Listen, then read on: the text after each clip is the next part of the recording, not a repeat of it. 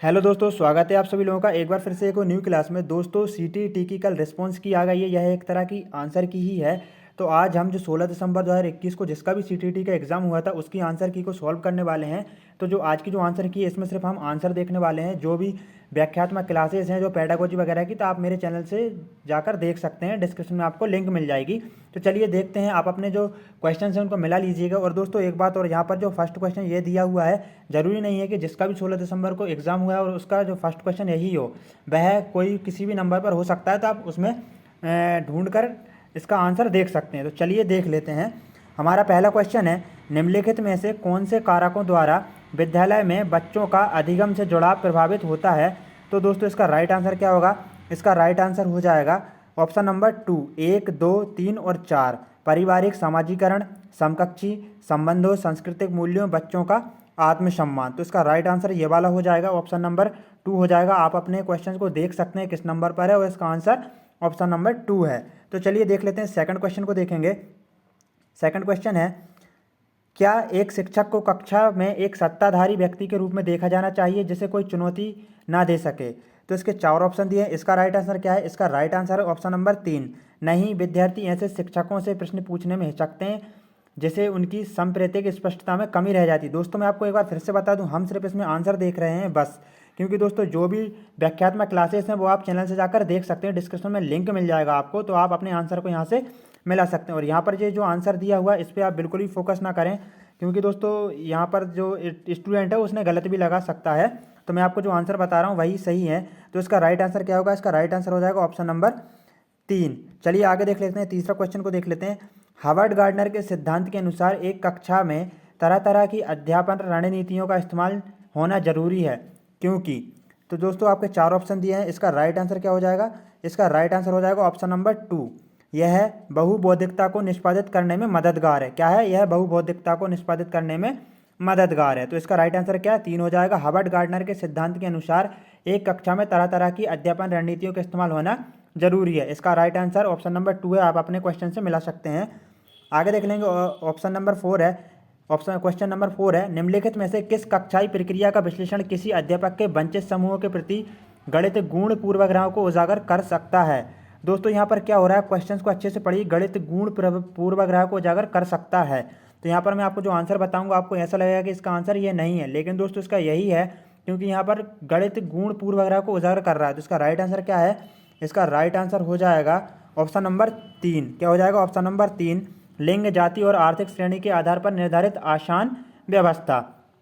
चलिए आगे देख लेते हैं। बच्चों की असफलता अक्सर विद्यालय की असफलता होती है, निम्नलिखित में से कौन सा कथन इस वाक्य का समर्थन करता है? तो दोस्तों ये काफ़ी अच्छा क्वेश्चन और इजी क्वेश्चन है। इसका राइट आंसर क्या हो जाएगा? इसका राइट आंसर हो जाएगा ऑप्शन नंबर 1, बच्चे इसलिए असफल होते हैं क्योंकि विद्यालय बच्चों के सीखने की विविध गतियों का संज्ञान नहीं करते हैं। ऑप्शन नंबर 1 इसका राइट आंसर हो जाएगा। इस बच्चे ने क्या लगाया हम देख सकते हैं, यहाँ पर इसने भी नंबर 1 लगाया, तो इसका भी राइट आंसर है। आगे देखेंगे, पुरुष सामान्यतः दिमाग से सोचते हैं और महिलाएं अपने हृदय से सोचती हैं, यह कथन क्या दर्शाता है? आपके ऑप्शन नंबर 4 है, पूरे के पूरे 4 हैं, इसमें से राइट आंसर हो जाएगा ऑप्शन नंबर, क्या हो जाएगा इसका? तो इसका हो जाएगा ऑप्शन नंबर 3, लैंगिक रूढ़िवाद। यहाँ पर यह कोई बात थोड़ी होती है कि पुरुष दिमाग से सोचते हैं और महिला हृदय से सोचती हैं, ऐसा कुछ नहीं है। तो यहाँ पर यह लैंगिक रूढ़िवादिता को प्रोत्साहित कर रहा है। तो इसका राइट आंसर ऑप्शन नंबर 3 हो जाएगा। चलिए आगे देख लेते हैं, नेक्स्ट क्वेश्चन को देखते हैं। लेव वाइगोस्की के अनुसार निम्नलिखित में से किसके लिए समीपस्थ विकास क्षेत्र का इस्तेमाल करना चाहिए? तो दोस्तों काफ़ी अच्छा क्वेश्चन है और कई बार आप लोग पढ़ भी चुके होंगे, अधिकतर बच्चों ने इसका राइट आंसर भी दिया होगा। लेव वाइगोस्की के अनुसार, तो इसका राइट आंसर क्या हो जाएगा? इसका राइट आंसर देखेंगे दोस्तों, इसका राइट आंसर क्या होगा? इसका राइट आंसर है ऑप्शन नंबर 2, प्रवाही बौद्धिकता की पहचान। लेव वाइगोस्की के अनुसार निम्नलिखित में से किसके लिए समीपस्थ विकास क्षेत्र का इस्तेमाल करना चाहिए? तो प्रवाही बौद्धिकता की पहचान के लिए। केवल तो यहाँ पर होगा ही नहीं, केवल अध्यापन 3 भी कट जाएगा, अध्यापन मूल्यांकन भी नहीं होगा इसका राइट आंसर। 8वां क्वेश्चन देख लेंगे। एक छोटी बालिका प्रतीकात्मक खेल कर पाती है पर अभी दूसरे व्यक्ति का दृष्टिकोण नहीं समझ पाती है और वह अपनी पकड़ से बाहर की घटनाओं की वजह से आसानी से परेशान हो जाती है। जीन पियाजे द्वारा सुझाए चरणों में से कौन सा चरण इस बालिका के वर्तमान स्तर को अंकित करता है? दोस्तों बताइएगा इसका राइट आंसर क्या हो जाएगा? यहाँ पर एक वर्ड आ रहा है प्रतीकात्मक खेल, आप देख सकते हैं प्रतीकात्मक खेल। बालक प्रतीकात्मक खेल कौन सी अवस्था में खेलता है बताइएगा। तो इसका राइट आंसर क्या हो जाएगा? इसका राइट आंसर हो जाएगा ऑप्शन नंबर 4। पूर्व संक्रियात्मक अवस्था में बालक प्रतीकात्मक खेल खेलता है। प्रतीकात्मक खेल जैसे कि बच्चा अपने आप को सोचता है भाई डॉक्टर बनेंगे कैसे, मतलब इस प्रकार से एक प्रतीक बन जाता है, ठीक है, प्रतीक के रूप में, ठीक है, वकीलों की तरह करता है, जैसे उसका बड़ा होकर क्या वकील बनना है तो वकीलों की तरह मतलब उसकी नकल करता है, तो यह प्रतीकात्मक खेल हो जाएगा, डॉक्टर डॉक्टर खेलते हैं इस प्रकार से। नवा क्वेश्चन है, निम्नलिखित में से कौन सा कथन व्यक्ति के विकास की प्रक्रिया के बारे में सही है? निम्नलिखित में से कौन सा कथन व्यक्ति के विकास की प्रक्रिया के बारे में सही है? बताइएगा दोस्तों, इसका राइट आंसर क्या है? इसका राइट आंसर हो जाएगा ऑप्शन नंबर 2 हो जाएगा, क्योंकि दोस्तों देखिएगा विकास की प्रक्रिया में सांस्कृतिक विविधताएं होती हैं, बिल्कुल होती हैं। विकास की प्रक्रिया एक दिशीय होती है, क्या सिर्फ एक ही दिशा में बढ़ती रहती है? ऐसा नहीं है। इसका राइट आंसर ऑप्शन नंबर 2 हो जाएगा। आगे देखेंगे, कक्षा में सृजनात्मकता को बढ़ावा देने के लिए विद्यार्थियों को कैसे अवसर प्रदान करना चाहिए? कक्षा में सृजनात्मकता को बढ़ावा देना है, तो इसका राइट आंसर क्या होगा? बताइएगा दोस्तों, आप भी गैस कीजिए इसका राइट आंसर क्या होगा। तो दोस्तों इसका राइट आंसर हो जाएगा ऑप्शन नंबर 2, मौलिक खोज और सोच को बढ़ाने की। क्या हो जाएगा? जो सृजनात्मकता है इसको बढ़ावा देने के लिए विद्यार्थी को कैसे अवसर प्रदान करना चाहिए? मौलिक खोज और सोच को बढ़ाने के। दोस्तों मैं आपको एक बात और बता दूं, हम यहाँ पर सिर्फ जो साइकोलॉजी है, साइकोलॉजी के जो आंसर किए उसको डिस्कस करने वाले हैं, और दोस्तों इसके बाद हम गणित को मतलब एक जो 5 के 5 जो टॉपिक्स हैं उन सभी को हम 5 क्लास में पूर्ण करने वाले हैं। तो आज जो पूरी की पूरी जो 5 क्लासेस आने वाली हैं ये आंसर की पर ही आने वाली हैं।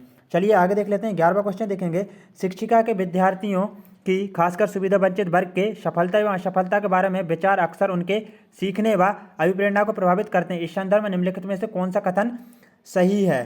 तो दोस्तों इसका राइट आंसर क्या होगा? इसका राइट आंसर हो जाएगा ऑप्शन नंबर 3। क्या हो जाएगा? ऑप्शन नंबर 3 हो जाएगा। शिक्षक की अपेक्षाएं बच्चों के सीखने को बेहद प्रभावित करती हैं। नॉर्मल सा क्वेश्चन है, आशा करता हूं आप सभी ने सही लगाया होगा। शिक्षिका कक्षा में सकारात्मक रूप से सीखने का वातावरण किस प्रकार सुनिश्चित कर सकती है? दोस्तों क्वेश्चन क्या है, शिक्षिका कक्षा में सकारात्मक रूप से सीखने का वातावरण किस प्रकार सुनिश्चित कर सकती है? 12वें का क्या हो जाएगा दोस्तों? 12 का राइट आंसर हो जाएगा ऑप्शन नंबर 2, बच्चों के संवेगों को सीखने की प्रक्रिया का हिस्सा बनाकर। चलिए आगे देख लेते हैं, देखते हैं इस बच्चे ने क्या लगाया। इसने भी ऑप्शन नंबर 2 लगाया, इसका भी राइट आंसर है।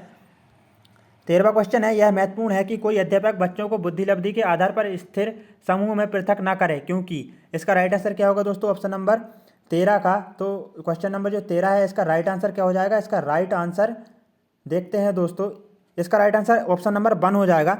बुद्धिलब्धि संकल्पना स्थायी नहीं है और यह बच्चों को चिन्हित करने के लिए जिम्मेदार हो सकती है। चलिए क्वेश्चन नंबर 14 देख लेते हैं, 14 क्वेश्चन नंबर देख लेते हैं।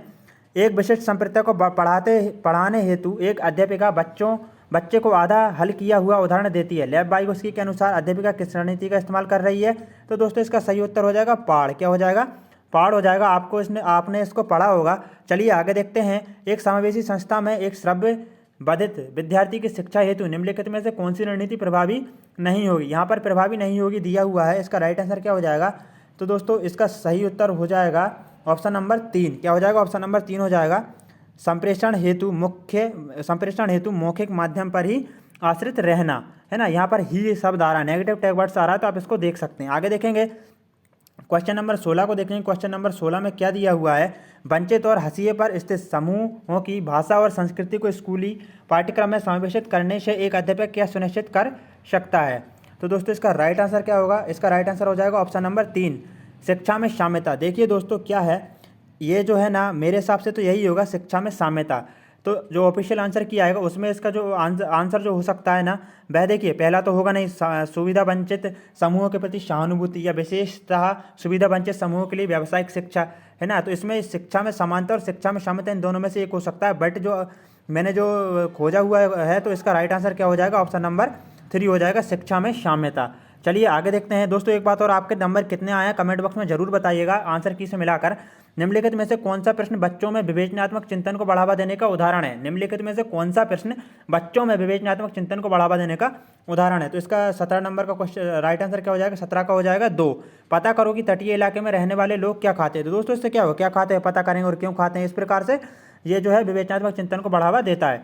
आगे देखेंगे 18वां क्वेश्चन देख लेंगे। विकास का चरणीय सिद्धांत निम्नलिखित नियमों में से किस पर स्पष्ट रूप से जोर देता है? तो दोस्तों इसका राइट आंसर क्या हो जाएगा? इसका राइट आंसर हो जाएगा 18 का ऑप्शन नंबर 2 हो जाएगा। 18 का क्या हो जाएगा? ऑप्शन नंबर 2 इसका राइट आंसर हो जाएगा, विकास की निरंतरता। आगे देख लेंगे, नेक्स्ट क्वेश्चन देखेंगे। पर्याप्त समर्थन प्रदान करने के बावजूद एक कक्षा में एक विद्यार्थी गणितीय क्रियाओं को समझने में निरंतर चुनौतियों का सामना करता है, इसकी वजह क्या हो सकती है? तो दोस्तों यहाँ पर गणितीय क्रियाओं को समझने में निरंतर चुनौतियों का सामना कर रहा है। तो गणित की जो बेकार रहता है उसको क्या कहते हैं, गणित वैकल्य बोलते हैं, मतलब कि डिस्कैलकुलिया बोला जाता है। आगे देखेंगे इसका राइट आंसर ऑप्शन नंबर क्या है, ऑप्शन नंबर 2 है। आगे देख लेंगे, निम्नलिखित में से अभिलक्षणों का कौन सा दल उत्तम समस्या समाधानकर्ता को इंगित करता है। तो दोस्तों निम्नलिखित में से अभिलक्षणों का कौन सा दल उत्तम समस्या समाधानकर्ताओं को इंगित करता है। तो इसका राइट आंसर क्या होगा दोस्तों, इसका राइट आंसर हो जाएगा ऑप्शन नंबर 3। क्या हो जाएगा ऑप्शन नंबर 3, सृजनात्मकता, बिल्कुल, प्रतिक्रियात्मकता, अनियमितता की कमी और अपसारी चिंतन। काफ़ी इंपॉर्टेंट है। देखिए दोस्तों यहाँ पर अभिसारी चिंतन होगा नहीं, अभिसारी चिंतन होगा नहीं, ठीक है ना। तो यहाँ पर जो अपसारी चिंतन, क्रियात्मकता, जड़ता, ये पता नहीं क्या है, ठीक है ना। तो प्रतिक्रियात्मकता ये है, और यहाँ पर एक इंपॉर्टेंट टॉपिक दिया है अभिसारी चिंतन, अपसारी चिंतन। तो ये राइट आंसर हो जाएगा ऑप्शन नंबर 3, इसका सही उत्तर है। आप मिला लीजिएगा। आगे देख लेंगे, एक कक्षा में बच्चों के असफलता के भय को दूर करना क्यों जरूरी है। दोस्तों एक कक्षा में बच्चों के असफलता के भय को दूर करना क्यों जरूरी है। तो इसका सही उत्तर क्या हो जाएगा, इसका हो जाएगा ऑप्शन नंबर 2, असफलता और त्रुटियां बच्चे के अधिगम का स्वाभाविक हिस्सा हैं। ठीक है, एक कक्षा में बच्चों की असफलता के भय को दूर करना क्यों जरूरी है ना। तो इसका राइट आंसर क्या होगा, ऑप्शन नंबर 2 हो जाएगा। आप मिला लीजिएगा। आगे देखते हैं, 1.5 से 2.5 साल की उम्र के बच्चों द्वारा अक्सर उच्चारित द्विशब्दीय उच्चारणों को क्या कहा जाता है। इसका राइट आंसर क्या होगा दोस्तों, इसका सही उत्तर हो जाएगा, देखिए इसका सही उत्तर जो है ना वह हो जाएगा, यहाँ तक है तार प्रेषित वाचन ही होगा। बाकी के ये जो क्वेश्चन है सस्पेंस में है, इसका आंसर तो ऑफिशियल आंसर की आने के बाद ही पता चलेगा। तो आगे देख लेंगे, 23वें नंबर का क्वेश्चन देखेंगे, एक संरचनात्मक कक्षा में बच्चों की संज्ञानात्मक सहभागिता को किस प्रकार सुसाधित किया जा सकता है। एक संरचनात्मक कक्षा में बच्चों की संज्ञानात्मक सहभागिता को किस प्रकार सुसाधित किया जा सकता है। 23 का राइट आंसर क्या हो जाएगा, इसका हो जाएगा ऑप्शन नंबर 2 हो जाएगा दोस्तों। 23 का 1, 2 और 3 ये वाला इसका सही उत्तर हो जाएगा। मैं सिर्फ इस क्लास में आपको आंसर ही बता रहा हूँ, जो व्याख्यात्मक क्लासेस हैं आप चैनल पे जाकर देख सकते हैं। दोस्तों चैनल को सब्सक्राइब जरूर करें और साथ में बेल आइकन को प्रेस करके ऑल बटन पर शेयर करें। चलिए आगे देखते हैं, किसी संप्रदाय के प्रासंगिक और अर्थपूर्ण होने के लिए क्या आवश्यक है। दोस्तों 24 का राइट आंसर क्या हो जाएगा, 24 का राइट आंसर हो जाएगा, देखेंगे दोस्तों इसका राइट आंसर देखते हैं दोस्तों। पाठ्य पुस्तक से बच्चों कॉपी में ज्यों का त्यों लिखना ये तो होगा नहीं। बच्चों के जीवन संबंधित सामाजिक प्रश्न जोड़ कर पढ़ना ये हो सकता है, ठीक है, रटने वाला भी नहीं होगा। तो इसका राइट आंसर ऑप्शन नंबर 2 हो जाएगा, बच्चे के जीवन संबंधित सामाजिक परिप्रेक्ष्य से जोड़कर पढ़ना इसका सही उत्तर हो जाएगा। चलिए तो आगे देख लेते हैं, नेक्स्ट क्वेश्चन को देखेंगे। नेक्स्ट क्वेश्चन क्या कह रहा है, निम्नलिखित में से कौन सा अभिलक्षण कोहलबर्ग के नैतिक विकास मॉडल से सम्मिलित है। यहाँ पर कोहलबर्ग से क्वेश्चन आया है, काफ़ी इंपॉर्टेंट है। तो दोस्तों 25 का देख लेंगे, 25 का कौन सा राइट आंसर है। 25 का है ऑप्शन नंबर 1, नैतिक विकास के चरणों का स्वरूप सार्वभौमिक होता है। इसका राइट आंसर ये वाला हो जाएगा। आगे देख लेंगे 26 नंबर का क्वेश्चन देखेंगे, अक्सर यह तर्क दिया जाता है कि पुरस्कार देना अधिगमकर्ताओं को अभिप्रेरित करने का उत्तम तरीका नहीं है, क्यों। क्योंकि दोस्तों यह जो आंतरिक अभिप्रेरणा रहती है ना उसको क्या कर देता है, क्षीण कर देता है। आगे देख लेंगे, नेक्स्ट क्वेश्चन को देखेंगे, 3 क्वेश्चन बचे हैं बस। कक्षा में परिचर्चा के दौरान क्या एक शिक्षिका को विद्यार्थियों के गलत उत्तर सही करने चाहिए। तो दोस्तों इसका राइट आंसर हो जाएगा ऑप्शन नंबर 2, नहीं, बच्चों को अभिव्यक्ति करने के लिए प्रोत्साहित करना चाहिए बिना गलत होने के भय के। बिल्कुल हम बच्चों को प्रोत्साहित करें, क्योंकि जो गलतियां रहती हैं वह सीखने का स्वाभाविक हिस्सा होती हैं। 28 नंबर का क्वेश्चन देखेंगे, निम्नलिखित में से कौन सी अभिवृत्ति एक प्रगतिशील कक्षीय माहौल के अनुसार है। यहाँ पर क्या बात हो रही है, प्रगतिशील कक्षीय माहौल के अनुसार है। यहाँ पर दोस्तों यह इसके अनुसार क्वेश्चन होगा, प्रगतिशील के अनुसार आंसर इसका लगाना होगा। तो इसका राइट आंसर क्या हो जाएगा दोस्तों, इसका सही उत्तर हो जाएगा ऑप्शन नंबर 2। क्या हो जाएगा ऑप्शन नंबर 2, निर्णय निर्धारण में बच्चों की सहभागिता। क्योंकि भाई साहब प्रगतिशील जो कक्षा रहती है ना वह क्या करती है, बच्चों को शामिल करती है। चलिए आगे देखते हैं, 29 नंबर का क्वेश्चन देखेंगे, एक प्रगतिशील कक्षा में निम्नलिखित में से कौन सी मूल्यांकन विधि का इस्तेमाल नहीं होता होगा। एक प्रगतिशील कक्षा में निम्नलिखित में से कौन सी मूल्यांकन विधि का इस्तेमाल नहीं होता होगा। तो इसका राइट आंसर ऑप्शन नंबर 1 हो जाएगा, केवल मानक निर्देशित मूल्यांकन पर आश्रित। तो इसका राइट आंसर तो आप लगा ही आए हो कि नॉर्मल सा क्वेश्चन है। जीन पियाजे के अनुसार पूर्व संक्रियात्मक चरण में बच्चे निम्नलिखित में से क्या कर पाते हैं। तो दोस्तों यह क्या है, ये वाला जो क्वेश्चन है ना रिपीट हुआ है, क्योंकि अभी हमने पहले भी देख चुके हैं, मतलब क्वेश्चन रिपीट नहीं हुआ है, मतलब एक और इस प्रकार का क्वेश्चन था। जीन पियाजे के अनुसार पूर्व संक्रियात्मक चरण में बच्चे निम्नलिखित में से क्या कर पाते हैं। दोस्तों आंसर बताने से पहले मैं आपको बता दूं, मैं सिर्फ इस क्लास में आपको जो बाल विकास है, साइकोलॉजी है, मैं उसके सिर्फ और सिर्फ 30 क्वेश्चन है उनको करवाने वाला हूँ, उनकी जो आंसर की है उनका सोल्यूशन करने वाला हूँ। आगे के जो मैथ वगैरह के हैं उनके भी आज क्लास आ जाएगी, तो आप उनको भी देख लें। चैनल को सब्सक्राइब जरूर से कर लें, ताकि जो नेक्स्ट क्लास है उसकी जो लिंक है दोस्तों आप तक पहुंच सके। तो इसका राइट आंसर ऑप्शन नंबर 1 हो जाएगा। दोस्तों आप सभी लोगों ने आपके जो क्वेश्चंस हैं, जो भी आपका एग्जाम था क्वेश्चन उनको मिला लिए होंगे। आपके कितने नंबर आए हैं कमेंट बॉक्स में जरूर से बताएं। जय हिंद दोस्तों, वंदे मातरम। आशा करता हूँ आपके अच्छे से अच्छे नंबर आए होंगे।